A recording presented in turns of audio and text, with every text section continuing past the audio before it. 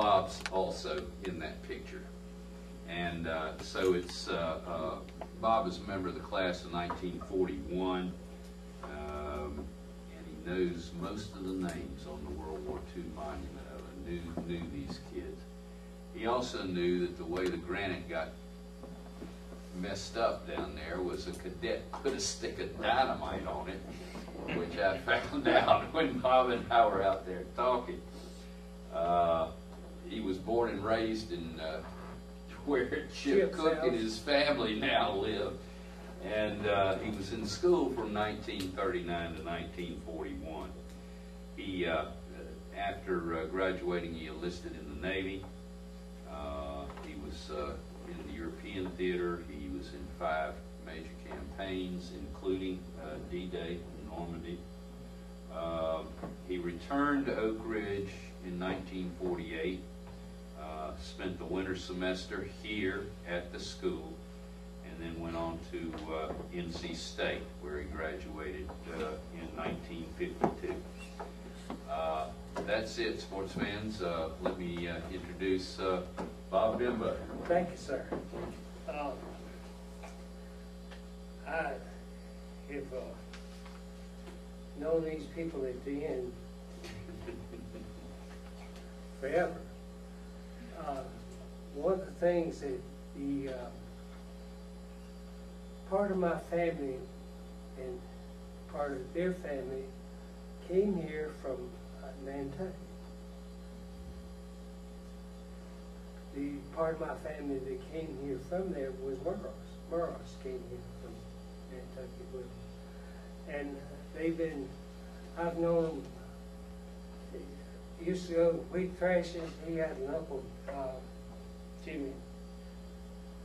Uncle Jimmy was probably a high-class moron.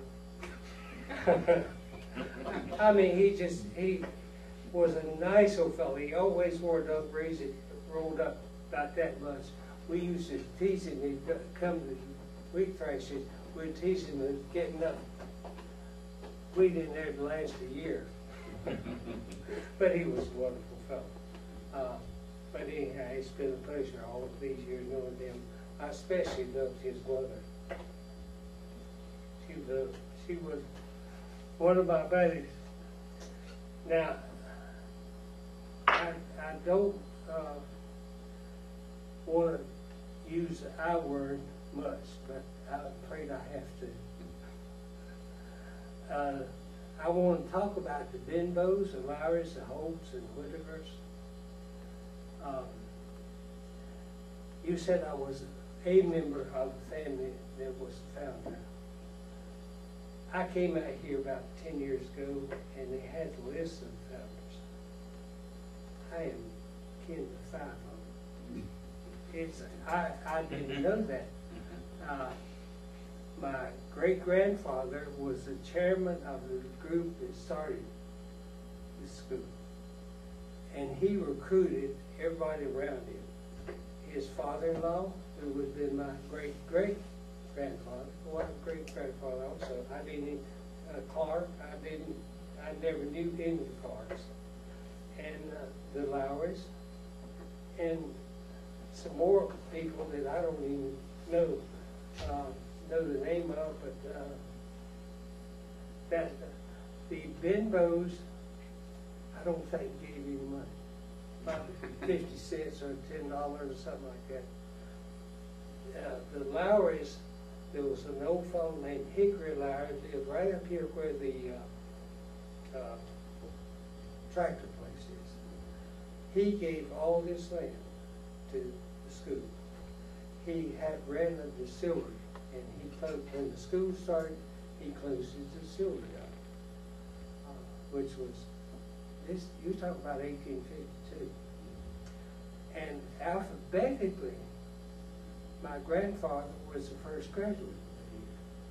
Now, I think that's right. I might be wrong, but then I had 3 great uncles on the Lowry side that went to school here and then went to Civil War. And I just had given him their letters that I had there in the archives. somewhere along the way, probably 1860, 65, the Holts appeared.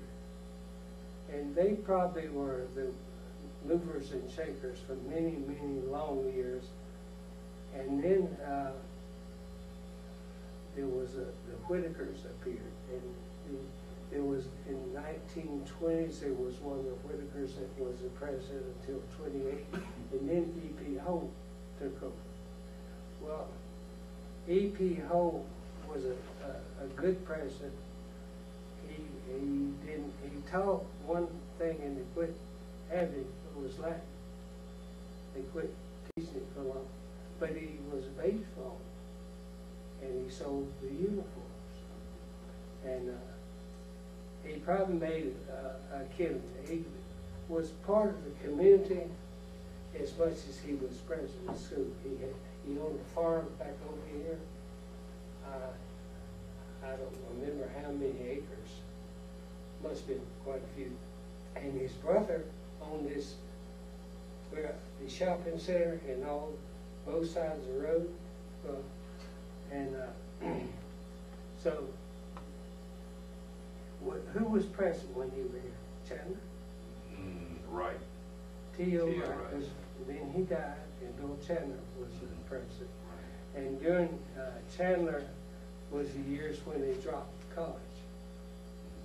When we went here, your daddy and I, they had high school and 2-year college. I graduated in 41. I started in 42, and had a cousin come along and offer me a chance to go to school up in New Jersey and play football, and I took it. So went up there and played football, and went downtown to Princeton on after football practice, got a chew of tobacco and talked Southern. Had more fun, and they believed every word I said. It was a hoot. Then Major Larkins was a commandant until 1957 when he died, or maybe a few years before that. He was a wonderful man. He became a close friend of mine, and he shared a bottle of whiskey with me once in a while. He loved his whiskey. But the real mover and shaker was a guy named Zach Whitaker. Now, have y'all ever seen Carlisle and Zach's picture? Yeah. Well, Carlisle was the guy that was an organizer of music with the band, and he had a hell of a good band. Well, Zach, it's time, I believe, T.O. was in charge of the lessons, school, as far as the lessons were concerned, and what you took. I want you to know that even then, I graduated from here and didn't realize what I had until I went to state.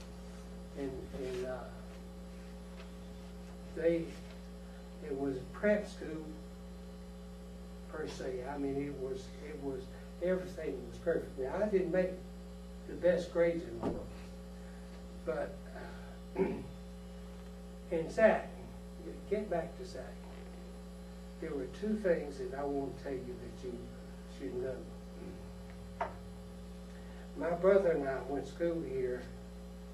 Charlie started school here in, say, 30 or 31. He was 7 years older than I. And I started in 39, and neither one of us paid a penny to go to school here. We bought our own uniform and our books. Our daddy had worked as a sheriff and helped the school all those years for nothing. I mean, I remember he spent hours and hours down here. We used to have parades on Sunday, and I needless to say, there were 3,000 or 4,000 people. You wouldn't believe it. He directed the traffic. He did it for many years, and So when it came time for us to go to school, Zach said, no, you don't have to pay. And in 1952 or 3, I don't remember exactly when, my wife and I ran the cadet exchange. I suppose you still do have one, don't you? Well, Not per se. No, not that. well, you know where it was. You know where, over in the building there. And there was a fellow and came to school here, and he was over in drinking Coke one day, and I got talking to him. He told me what his name was, and I said, are you indicating the Phillips down the road? Old man Sam Phillips. He said, yeah, I'm his grandson. My father's Bob, and I knew who Bob was. And he told me when he went to register here at school, that he told Zach who he was. Zach pushed his paper aside. He said, son, your tuition is paid. His father and his grandfather built this building. They laid the brick for this building here. Now, what could be better than that?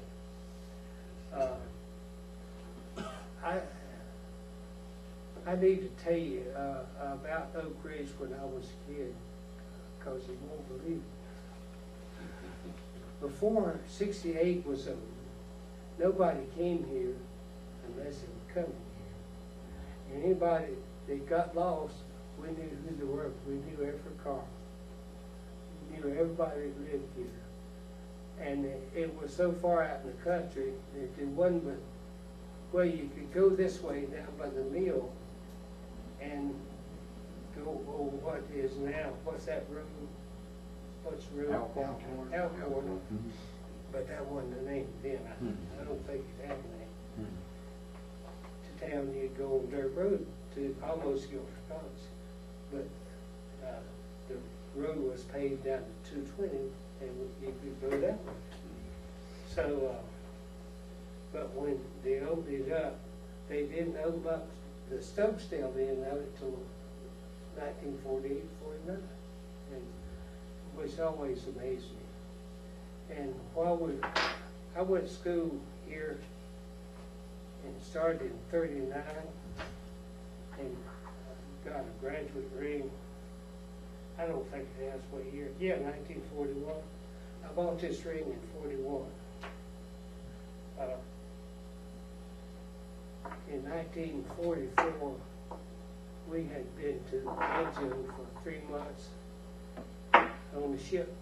I was on the LST, and we got hit by a bomb. It didn't hit us, but hit right directly beside us, knocked out our heat for 3 months. And so we went back down there and got refurbished in April, and they were working on our galley. And I went, washed my hands, went ashore, and called one of the Navy trucks to the mess hall. And I picked up an apple on the way, and I threw it at one of the guys, and my ring disappeared. Well, I'll let y'all read what. Go ahead, tell the story about An Italian found it, and he looked for Oak Ridge for 4 or 5 years. I mean, he sold it to an American guy, another sailor that had the same rank I did on another LST. And he bought it from this Italian for 3 cartons of cigarettes and looked for Oak Ridge until 51. And he saw the ad in the New York Times. And I was going to school here. And I walked in the post office one day, and Colonel Holt said, "Oh, Robert, I believe this letter for you."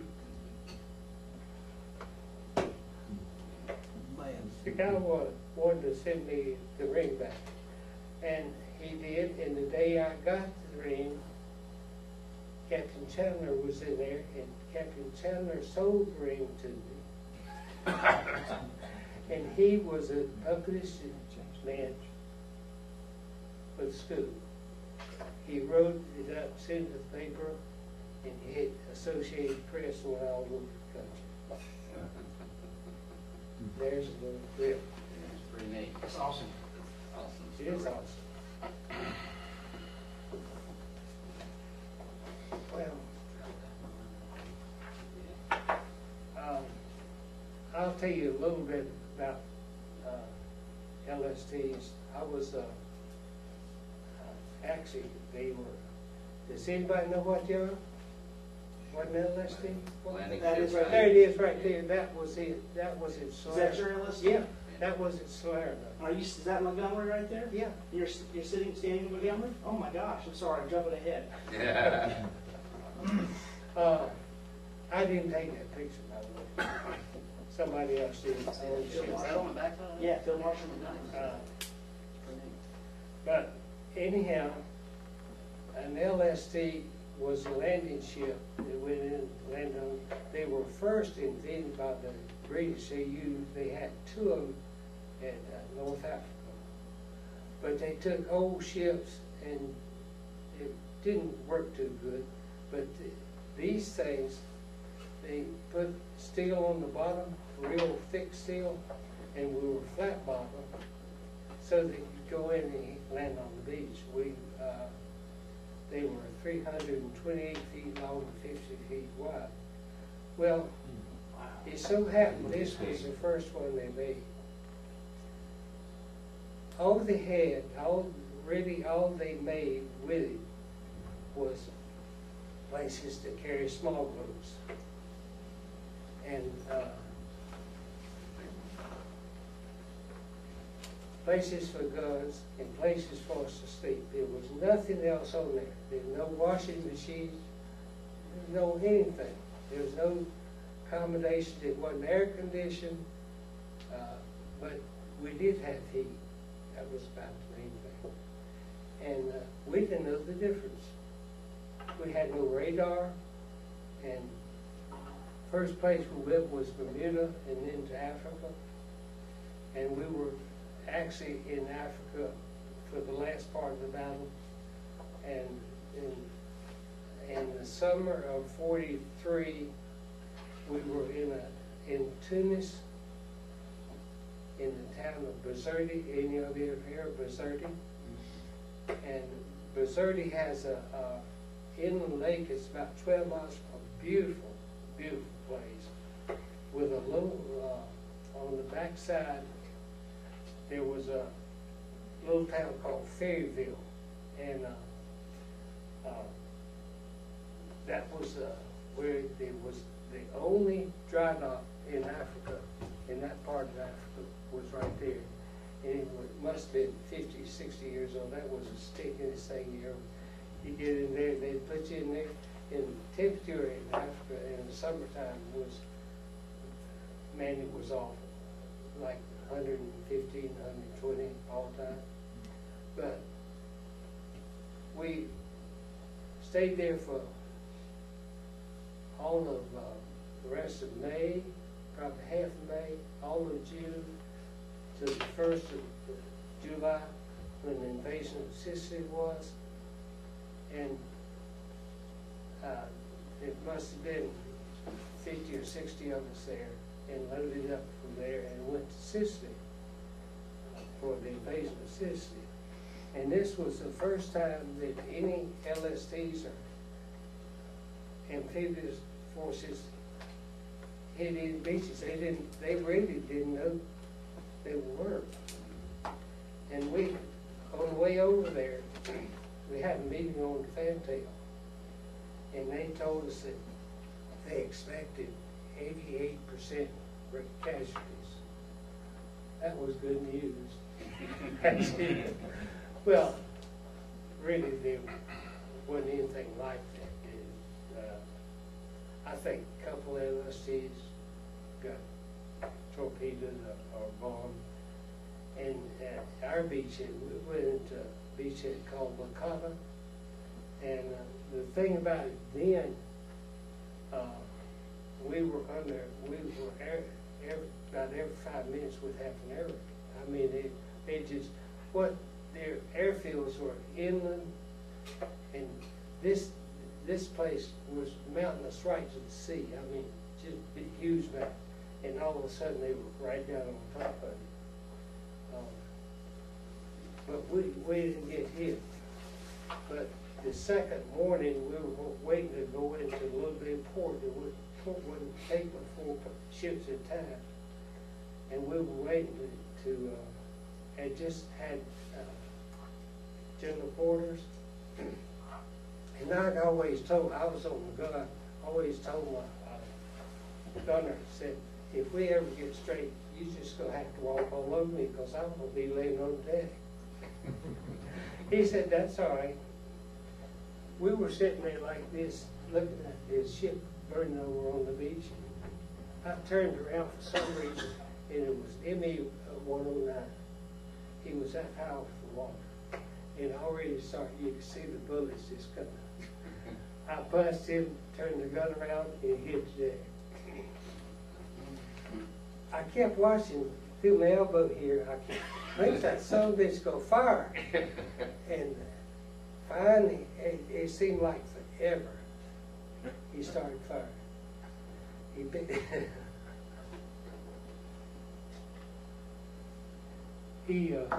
I said, what in the hell were you waiting for?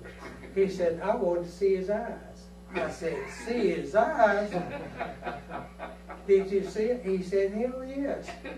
He said, when it first started hitting the cow here, it just fed right back. And when he hit him, he turned and looked at him. But anyhow, we made 4 trips into there, and we were going back into Vicerti and hit a buoy and messed up our chef. So we spent about a month in Vicerti being repaired in that dry dock. During that time, we had this is a story I just love to tell. They had a 4-striper, I mean a 3-striper assigned. He was lieutenant commander, and he was assigned to the ship. And one morning, we always had a meeting in the early morning, and Chief Boatswain said, Benbow, you're coxswain on that man's boat today. I said, what the hell are you talking about? I can't run one of those damn things. He said, well, you've been on here for 3 months, and you've seen one run every day. About that time, there was a plane coming across. I said, see that up there, Bo? See that plane? I said, you've been seeing one fly all your life, but I bet you since you can't fly one. He said, get your goddamn ass out of that boat. And he said, laughing, I said, well, that's all I want. I want some training. So I learned to run a small boat. Those 36-foot small boats, you know. And I had more fun with that boat. Anyhow, that's enough. Then Salerno was in September the 7th, and this was in July, August, and we didn't get to go the first day for the initial invasion, but we went to 4th day. And the British were north of Po River, and it was the only time I ever remember the ship went right to the beach. It was so deep there. And we had to run a machine gun nest out to drop the ramp. And I wondered why. We found out they were about 300 yards in front. That was front lines. And on the way in, we were used to hitting way out and coming to the bottom, and they would put a pontoon there to unload ship. Well, we didn't need one that time, but we had a stern anchor and a bow anchor. And the stern anchor was to help us get off the beach. Guess what happened? The stern anchor ran out of stuff.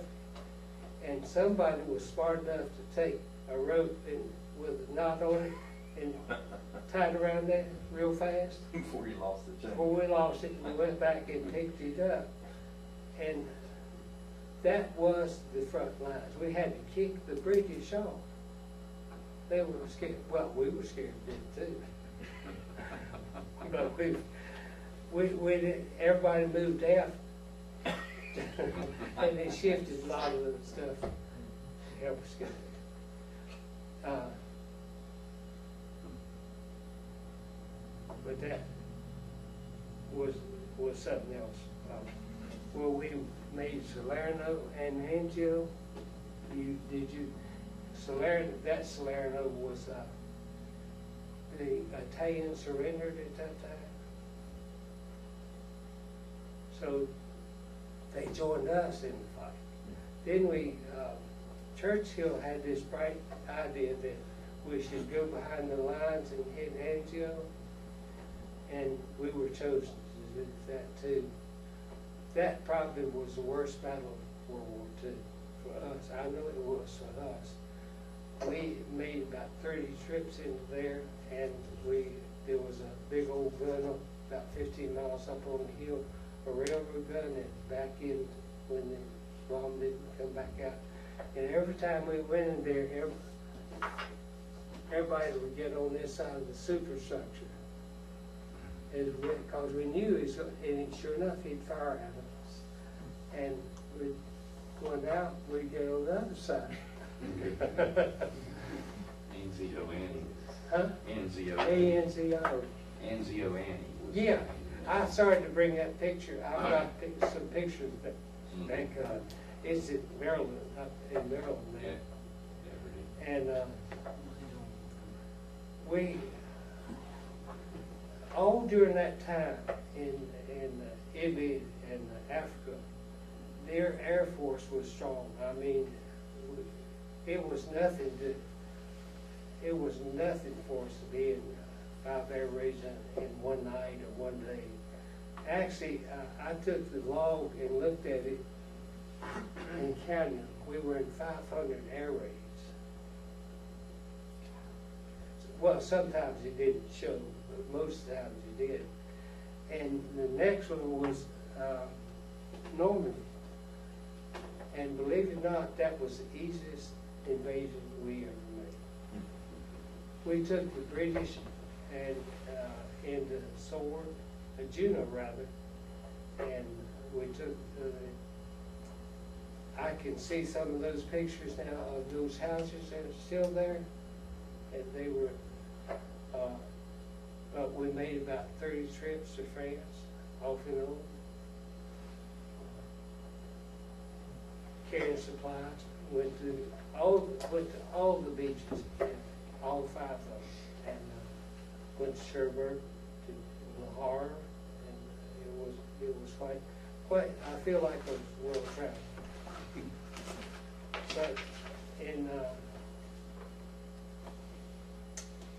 December of 44, we were taking some tanks to Glasgow, Scotland, to be refurbished, and they had the Battle of the Bulls, and we were in Scotland 3 days, I think, and they rushed us back down, but when we got down, it was all over with, and we had no more trips, so we came home, and I thought I was going to stay on that ship for forever, you know, not thinking otherwise. And the people that got the first day were to be the full crew later, and the first day we got back, we were midship in New Orleans.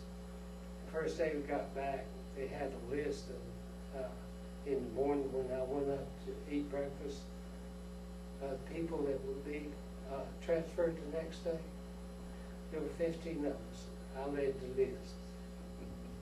I thought the world had come to the end, but and I got transferred to NOB New Orleans for about a couple months, and then I got transferred back to Norfolk, and I was there, and I had a weekend leave on Saturday. On Friday, somebody dropped a note that my bunk said to report to Building 90, and they said, well, go get your gear packed, you're going over draft to North. And I said, what? I don't have all my gear. They said we wouldn't be shipped out without it. They said, forget that, go back your gear. And I was one man draft. This guy fell down the ladder and broke his arm. And I took his place. And next morning at 6 o'clock, we were leaving. When I walked up on deck that afternoon, I saluted the flag, permission to come over. When's this damn thing leaving? They said 6 o'clock tomorrow morning. Well, I'll be frank with you, that was a most wonderful. It was in the middle of summer, and I knew it fall I would be going back to school if I was home. I knew I'd miss a fall semester. Well, the war was over, and we carried the guys who invaded Iwo Jima, the 5th Marines. We carried them from Hilo, Hawaii to Sasebo, Japan. And what characters, bunch of characters we had. They had Liberty in Oahu, in Pearl Harbor. And next morning when we went to sea, the sea was just as calm as this table, but they were standing on the side throwing up, and they had tattoos from here to here on both arms. It's just as red as they could be. And just, they were drunk, seasick too. And I feel so sorry for them. But we went right by Iwo Jima. And they saw them. We were the first white men there in Sasebo in 400 years. We didn't realize, we thought they'd be trying to break on the ship, everything climbing the water. And they were anything but that. There were very few men there. They were about starved to death, and the people were nice as they could be. But going along that beach and looking back up there, I saw all those guns. And this is what they did, is they sent the ships where we would have been invaded. So, one more thing about Oak Ridge. Bill and I walked out and looked at the monument out there, and the first time it dawned on me, I could be on that damn thing. It had never dawned on me before. All my buddies are there. There's an advantage and disadvantage. At that time, they gave commissions, right? My brother got a commission from here. He was lucky, he was transferred to the Air Force. Well, if you got a commission, you were going in the Army, in the infantry. And the last place I wanted to go was the infantry. And a buddy of mine decided we would join the Air Force on December the 5th, 1942.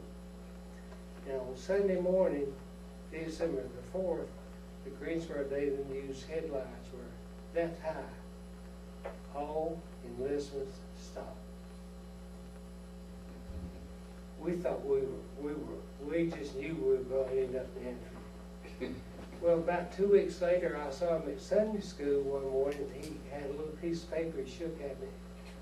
And what that paper said was if you were 1A in the Army, which both of us were, and we would have been drafted by in 2 weeks, you could get a release from your draft board and join the Navy. We were sitting at the draft board 5 o'clock the next morning. And the guys on that out there were the guys that got commissioned. They got killed at Normandy. And I don't know if any of you read Ernie Powell's books or any articles about Normandy, but our second trip, we went straight to Omaha Beach, and it was on the 12th of June. It was 6 days after the initial invasion, and there were still bodies all over the beach. And Ernie Powell wrote an article that described it just perfect what happened. And I stood there at the bottom of that hill. Do y'all realize what kind of beach that was? Is anybody there? Down 300 yards, it was just as fast as it could be. But right where everybody went in, I say it must have been an angle like that. There were trenches all the way across, 4 trenches across.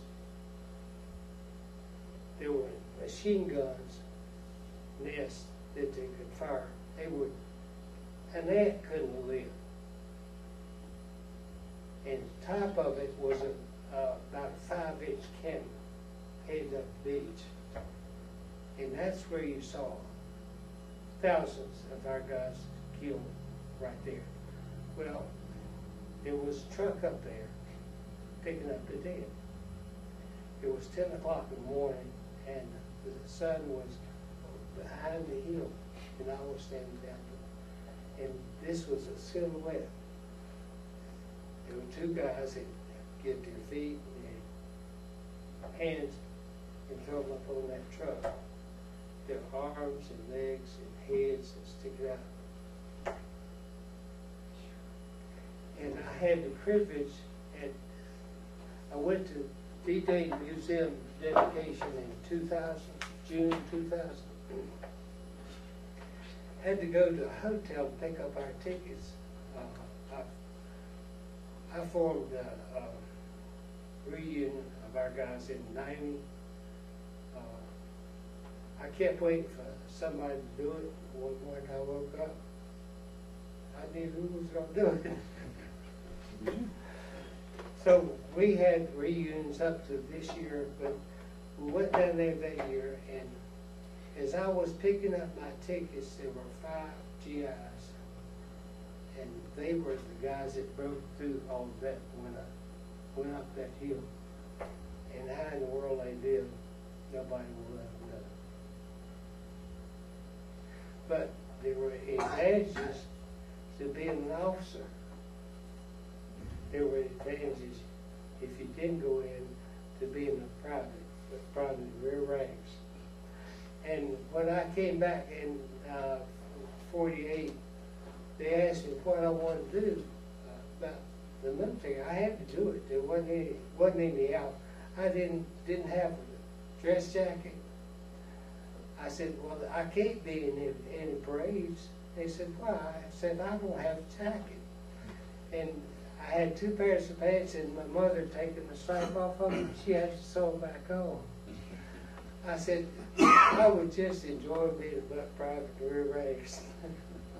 Had more fun. Did you run across any Oak Ridge boys while you were in the... Yes.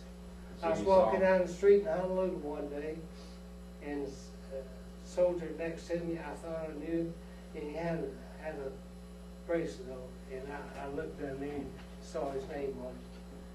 So I stopped and talked to him. Did you haul any in your carriers? Or you just hauled registered? You know, I did haul. I didn't know I hauled him, and the day I got back to Greensboro on the bus, I got off the bus and walked around this side of the federal building, and there was a fellow named Hank Cottrell. It was a Cottrell boy that lived out here. His son just died. Did you know that? Well, Hank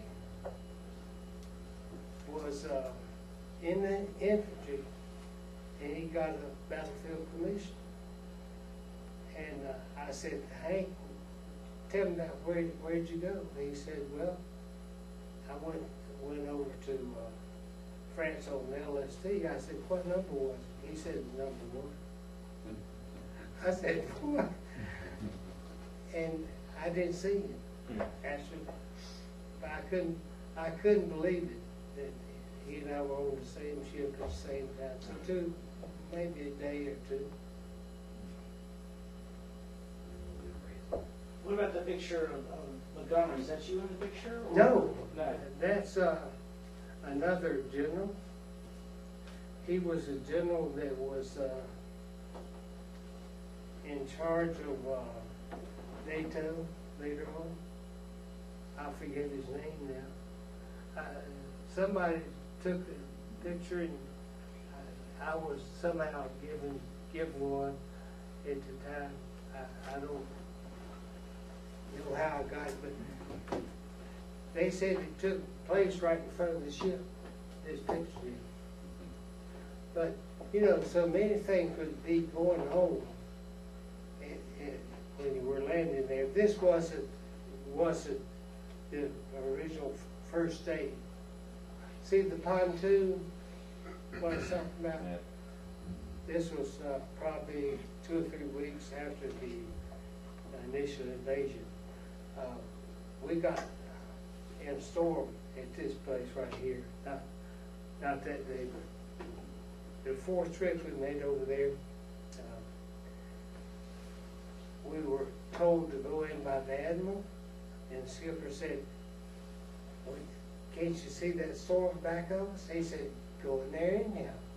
And we went in, and when we got hooked to the pontoons, there were waves breaking over the back of our ship. I went forward, and I held on to the guy wire.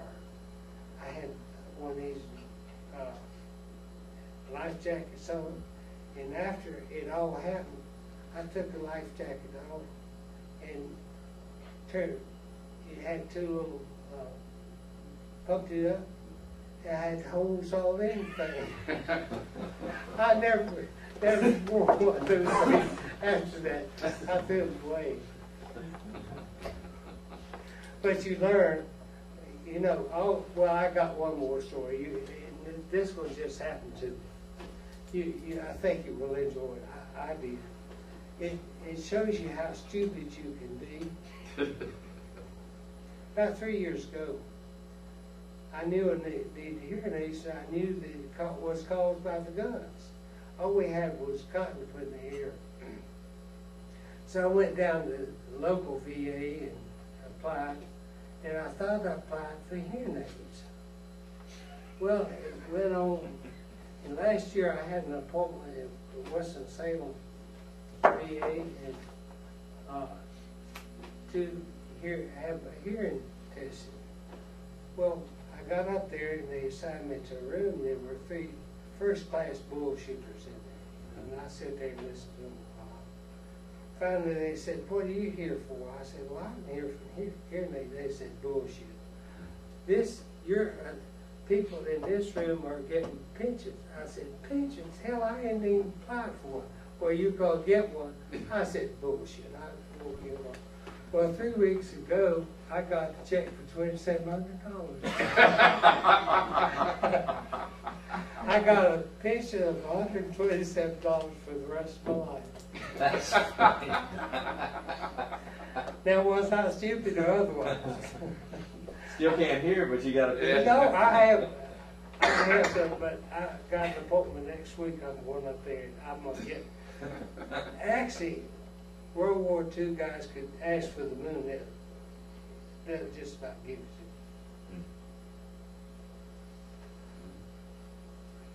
you. I have no more bullshit. Oh, thank you, Bob. Well, Bob, I got one more question. Going back to Oak Ridge, when you were growing up in your house I grew up in, what was the store? What was the name of the store, or was there a store? Linville store. The Linville store. Buster's daddy ran it. At first, it was there were some Staffords that ran it, but Mr. Frank ran it from about 38, 39 on. He was a wonderful man. Yeah, Buster's dad. what became WD's when during our time. Yeah. Which, I don't know what it is. And was that where most of the community came for buying things? Oh, yeah. Or- yeah. There wasn't anything else. Well, there was a Whitaker store down here. Did you know about that? Right down here on Yeah, right. yeah. I can tell you a story about Linville. When it burnt down, Yeah, I don't remember what year, but it was 49. something with a Korean War. Yeah, Yeah, okay. My home place is where Josie's Boutique is. yeah. All right, and we can see up the road to Linville store. Okay, I woke up, I don't know where it was in the afternoon, I think it was early morning. I woke up and the sky was red, and I said, what in the world? So I go to the windows and there's gunshots going off, canned goods blowing, busting. Mama come running in there and she said, the war's starting here. All that Looking ammunition up the and road, stuff. yeah, everything was just red and Bill, how old were you then? 49. how old was I 12. then? 12. 12 years old. 12, yeah.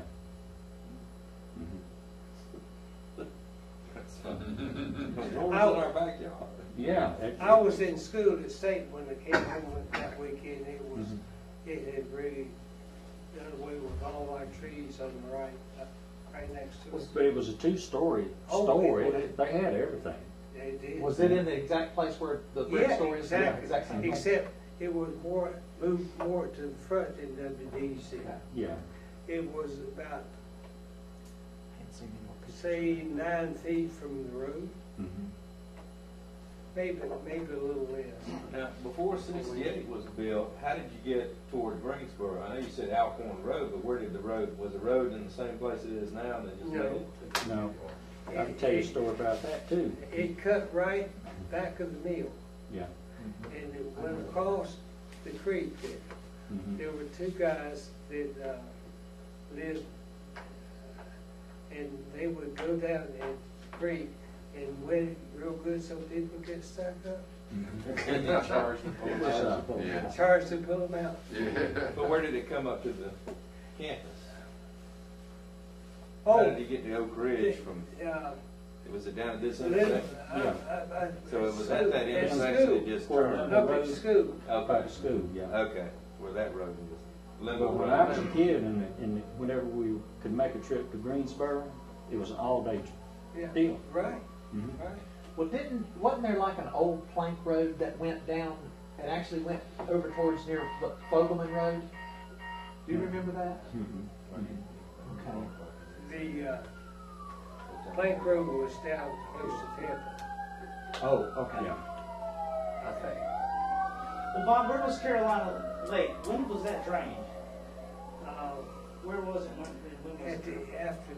about the end of the war, it belonged to the Holts and the Whitakers.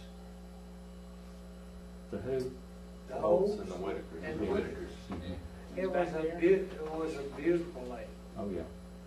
I spent many hours in there swimming, Fishing or two? We have some, fishing too. Behind the tennis court? Yeah, Yeah. straight behind that Mhm. house over there. Huh. There was road used to be a road down through right there. down, Was back there now? nothing. It's I nothing. don't think. Woods. It's just, Bill, ventured back there. Bill, didn't y'all live there for a while? by the tennis courts. Yeah. Yeah, I don't remember how long. My daddy went to work here at school in 1917. Well, he went from this to the Carpenter Park. Yeah. Okay, and I don't remember when we moved into that little white house. We lived there. I He know. died in 47, Right. and he died in that little house. Did he? Yeah. I And didn't I know that. think the academy, see, my brother Harry was coming home from war like you, Yeah, and my daddy was building his house that's right. when he had I a heart remember attack. that. The academy let Mother and I live here until they finished my brother's house. So I don't know what year we moved. Well, had y'all sold your house up there? Had we what? Sold your house up there? No. Mm-mm. Well, See, who was we it were letting Francis. Francis? Now, the little White House here, but a drugstore, that's where my sister Frances lived Yeah. when she got married. Well, I can tell you some stories. Well, Just talking about the clay tennis courts. Yeah. The two black brothers that used to rake them and roll them getting ready for the tennis tournaments and whenever. I get on a bicycle and go out and ride around on it. And then I get a whooping. That didn't go too good. Yeah, Yeah. Bicycle tracks on. And you was talking about baseball, Colonel Hope managing the baseball team. Yeah. I was his bat boy a couple of years. In fact, I got pictures of it. Wow. And he had some good baseball Oh, teams. he has some excellent baseball team. Who was the fella? I can't think of his name. Was from Oak Ridge, and he went to work. He was paid like $100 grand to go to the Detroit Lions, I believe. So, Billy Joe Davidson. Well, I want to say Turkey somebody. Turkey Tyson. Turkey Tyson. Oh, no, I'm thinking about baseball. Yeah. Left-hander Billy Joe Davidson. Well, This guy here. well, one of them went up there and got paid $100,000 and Oh, yeah. threw his arm away. Yeah. And never Right. never I remember dressed that guy out for a right there. gig. Throwing rocks at the All train. his name. They had some good baseball teams. They had That's some excellent. boys from South America, Cuba, You know, came here and played baseball. the year I came back, I played all the non-conference games. He let me play in one of the other teams. I coached third base. He was there were some fun things that happened. One time, the score of the game was ninth inning. There were 2 men out. Oak Ridge was at bat. The score was tied, and one guy went up to the colonel and said, "I got a pair of mules I want to sell you." He said, "Who in the hell wants to buy mules in ninth inning with 2 out and 2 on?"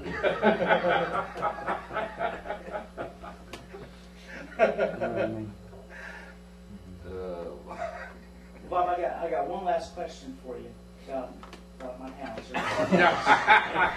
Bob, It's always about you, well, it's isn't it? about me. Last time I talked to Bob, I was 14 and I was at Oak Ridge. There's an oak tree on the left side. If you look at the house from the left side towards the back, and it's about 400 or 500 years old, we guess. You remember which oak tree that is? It was as big back then. How far back is it? It's about 15, 20 feet from the house on the back corner, left corner. Left corner, yeah. Yeah. You know, we had a lot of those big oaks all around it, and one by one, Well, we're trying to keep this one. they died and fell on the house. And, I think Fell on the house. I've got a couple of pictures. I don't have them. I've loaned them out. The baseball team. My dad played baseball here, and he played professional baseball. He'd come home in the fall and play with Oak Ridge again. You never got caught. He probably was playing baseball for Oak Ridge Academy when it was 30 years old. I asked him one time, I said, "Bro, tell me something. Did you graduate from high school?" He said, "I don't know." He said, "I had to leave every February to go to spring training." You know, my mother went to school here also. Girls went to school here until, I think it was 1930. They had a thing with the Gilbert County at the time. That's where Till Ray got here. He was part of the county school system. And in 30, it changed for some reason. They went to Summerfield. But Pearl Linville went to school here, Mary Linville went to school here, plus her sisters. And all my aunts went to school here. And 3 of the Civil War guys went to school here. But I didn't mean to say I so much. I don't like that. That's right. Yes. That was wonderful, Bob. That was just great. Thank you very much. You know, you mentioned about taking the Marines, 5th Division Marines over to Sasebo. My dad was in that group. What? Yeah. Wow. So you may, I mean, he may have traveled. I don't know. He may have Probably, traveled. Yeah. he sure probably traveled in that convoy. Because he was at Iwo Jima, they went back to Hawaii, they got ready for the invasion, and they got called off. They were in and Evo. Then he went over, yeah, and he went over in that first group that went over to Sasebo. Wow. He was there for about 6 It months. took us, I think 21 days. It was the longest cruise I ever made. Yeah, he said it took a long time. A real long cruise. I loved it. I loved the sea. It was so nice. Gonna have to tell that story. I'll make sure to tell you Yeah. more. Sure, Yeah. sure will. Okay. Trophy project, Chip. Okay. We were left last time talking about the trophies, and we didn't seem to have a lot of great ideas about where to put these trophies that are up in Cottrell Hall. Bill said if we get them cleaned up and get them organized, basically organized, he'll build something, he'll find something, he will put them up. Okay, so that part of the process has been answered. So what we need to do, what we're going to do, and what simply put, we'll just have a Saturday where we'll come up here, and we're going to get the kids from the drill team to participate in this, because most of the trophies the majority of them are drill team trophies. And get these trophies out of Cottrell and cleaned up, and then we'll work with Mel and hopefully get them into some trophy cases and get them displayed. But they don't need to be up there. It's dusty and dirty and rotten.